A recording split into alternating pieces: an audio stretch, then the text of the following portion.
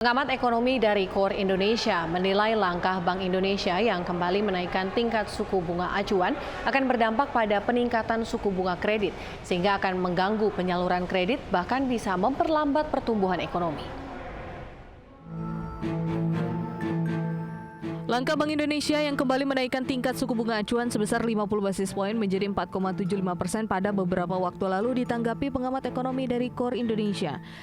Direktur Eksekutif KOR Indonesia Muhammad Faisal menyebutkan kenaikan suku bunga Bank Sentral Indonesia ini dilakukan untuk mengimbangi kebijakan Bank Sentral Amerika yang menaikkan suku bunga dan diprediksi akan terus menaikkan tingkat suku bunga dalam menghadapi inflasi dan pelemahan nilai mata uang.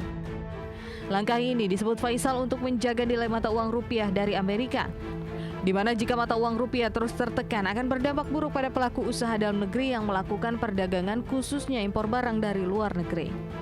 Langkah Bank Indonesia untuk menaikkan tingkat suku bunga acuan sebesar 50 basis poin ini memang bersandar pada dua alasan.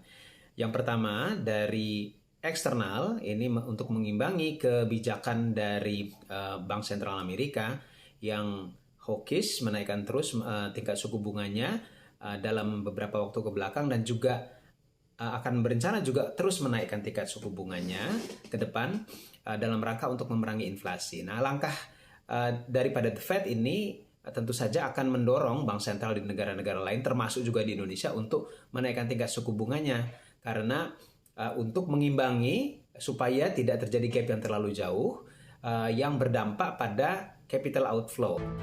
Di sisi lain, dengan adanya peningkatan suku bunga acuan dari Bank Indonesia akan berdampak pada melemahnya permintaan di tanah air. Bahkan yang lebih parah, akan berdampak pada peningkatan suku bunga dari bank konvensional sehingga pembiayaan untuk pembangunan dan usaha di sektor real akan semakin mahal.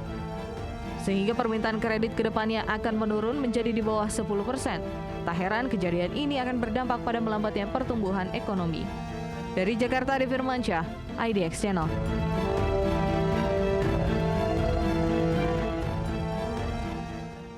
Pemirsa, tetaplah bersama kami karena Newscreen akan segera kembali.